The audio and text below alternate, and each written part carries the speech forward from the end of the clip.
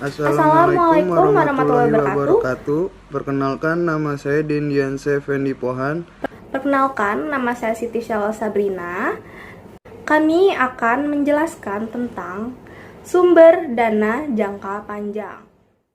Apa sih maksud dengan sumber pendanaan jangka panjang? Sumber pendanaan jangka panjang adalah pendanaan untuk memenuhi kebutuhan perusahaan yang pengembaliannya dalam jangka waktu yang lama dan manfaat yang akan dirasakan dalam waktu yang lama juga. Umumnya sekitar 5 hingga 10 tahun periode.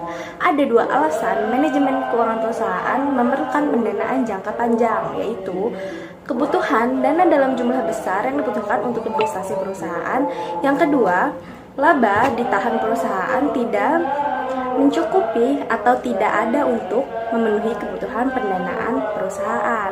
Misalnya, sebuah perusahaan yang ingin melakukan pengembangan usaha seperti ingin membeli aset tetap berupa tanah, mesin, atau pembangunan pabrik baru akan memerlukan tambahan dana segar dalam jumlah yang besar.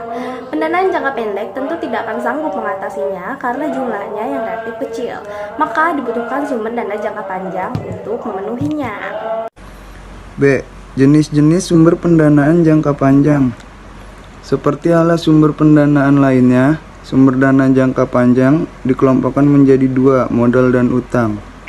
1. Sumber dana dari modal. Pendanaan jangka panjang dari modal adalah alternatif selain pendanaan yang dibiayai dari utang. Jadi tidak akan ada bunga dalam skema pendanaan ini.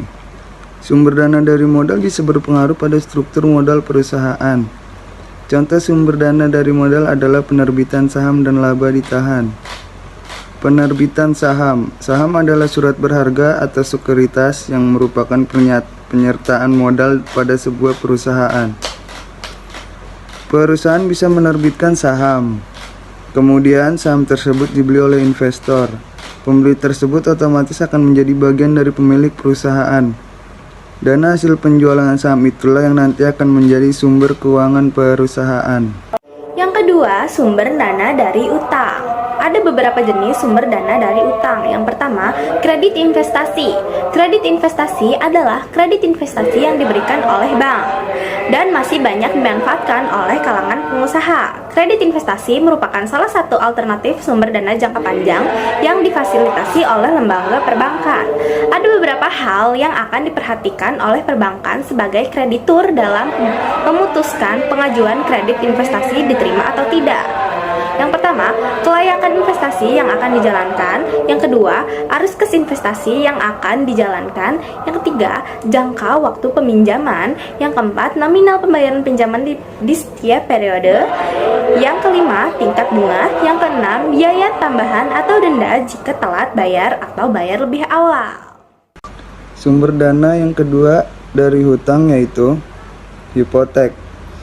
Hipotek adalah bentuk hutang jangka panjang dengan agunan aktiva tidak bergerak. Dana yang dipinjamkan dalam jumlah yang besar seumumnya senilai 70 hingga 90% dari nilai pasar aktiva tetap yang dijaminkan perusahaan. Dalam perjanjian kreditnya di mortgage, dokumen disebutkan secara jelas aktiva apa yang digunakan sebagai agunan.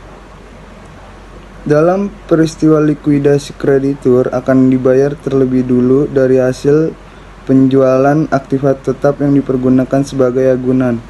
Bila hasil penjualan aktiva yang digunakan tersebut belum cukup, maka sisanya menjadi kreditur umum sama seperti pemilik obligasi. Yang ketiga, ada obligasi. Kita tahu bahwa bila suku bunga naik, harga obligasi akan menurun dan pembeli obligasi akan rugi. Dan bila suku bunga turun, harga obligasi akan naik dan penerbit obligasi yang akan rugi. Karena itu, kemudian muncul obligasi yang ditawarkan dengan suku bunga mengembang. Misalnya, ditentukan bahwa suku bunga obligasi sama dengan suku bunga rata-rata deposito jangka waktu 6 bulan pada bank-bank tertentu, ditambah dengan 1%. Cara lain untuk mengurangi risiko bagi penerbit obligasi perusahaan adalah mencantumkan call price. Call price menunjukkan harga yang akan dibayar oleh penerbit obligasi pada saat hak untuk membeli kembali obligasi tersebut dilaksanakan oleh penerbit obligasi. Inilah salah satu manfaat pendanaan jangka panjang dengan obligasi. Obligasi konversi. Obligasi konversi adalah obligasi yang bisa diubah bentuk menjadi saham biasa. Berikut ini contoh obligasi konversi. PT Kas Network menerbitkan obligasi konversi yang dapat dikonversikan menjadi saham biasa pada 5 tahun yang akan datang. Setiap lembar obligasi konversi dapat dikonversikan menjadi 100 lembar saham biasa. Obligasi konversi dengan nilai nominal 100 juta per lembar menawarkan kupon rate 14% per tahun. Bagaimana dampak pengeluaran obligasi konversi terhadap laba per lembar saham?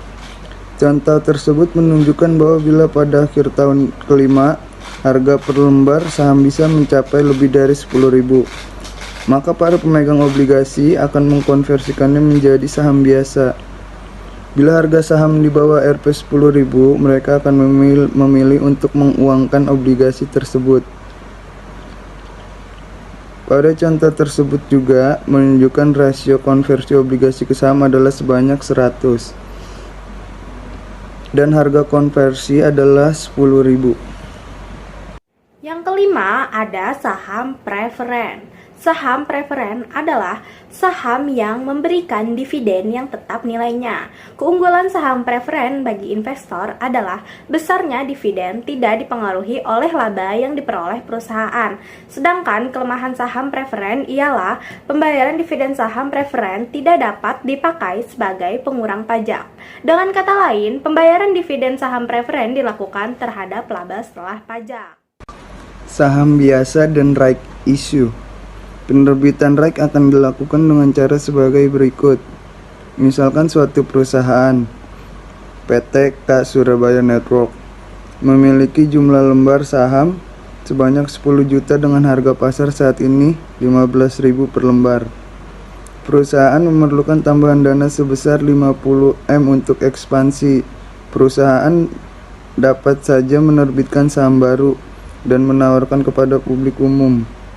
Bila cara ini ditempuh, umumnya perusahaan harus menggunakan jasa lembaga penjamin yang akan menjamin bahwa penerbitan tersebut akan laku terjual semua, atau menawarkan saham baru dengan harga yang lebih rendah dari harga saham saat ini.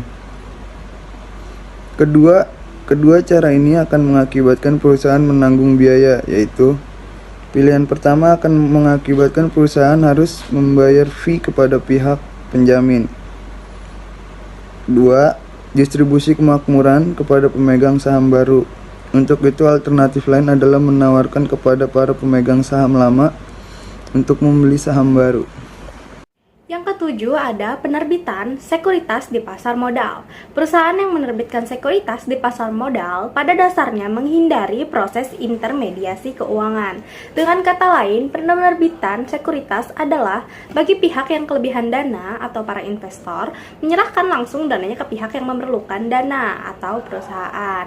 Banyak pihak yang terkait tersebut, antara lain dimaksudkan agar tidak terjadi penipuan informasi kepada para pemodal.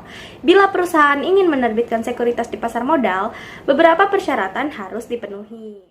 Kesimpulannya adalah, sumber pendanaan jangka panjang dalam manajemen keuangan perusahaan dapat dikelompokkan menjadi modal sendiri dan modal pinjaman. Meskipun demikian, kadang-kadang suatu instrumen pendanaan agak sulit dikelompokkan ke dalam salah satu tipe tersebut. Misalkan, obligasi konversi. Yang termasuk pendanaan jangka panjang yang berbentuk hutang dapat berwujud kredit investasi, hipotek, dan obligasi beserta berbagai variasinya. Obligasi bisa memberikan bunga yang mengambang.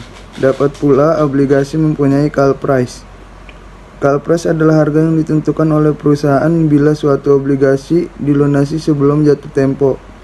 Di samping itu, obligasi mungkin hanya membayarkan bunga pada saat perusahaan memperoleh laba. Obligasi ini disebut sebagai income bonds. Bila suatu obligasi baru dilunasi dalam peristiwa likuidasi, bila obligasi yang lebih senior telah dilunasi, maka obligasi ini disebut sebagai subordinate debenture. Kadang-kadang penerbitan obligasi juga disertai dengan waran. Waran adalah hak untuk membeli saham dengan harga tertentu pada waktu tertentu pula. Di samping saham biasa, perusahaan juga bisa menerbitkan saham preferen. Saham preferen akan memberikan penghasilan yang tetap dalam bentuk dividen kepada pemiliknya, meskipun laba banyak ataupun bahkan rugi. Untuk menghemat biaya penerbitan sekuritas atau menghindari distribusi kekayaan kepada pihak luar, perusahaan menerbitkan rights. Sekian presentasi yang kami berikan. Semoga penjelasan yang kami berikan mudah dimengerti. Kurang lebihnya mohon maaf. Wassalamualaikum warahmatullahi wabarakatuh.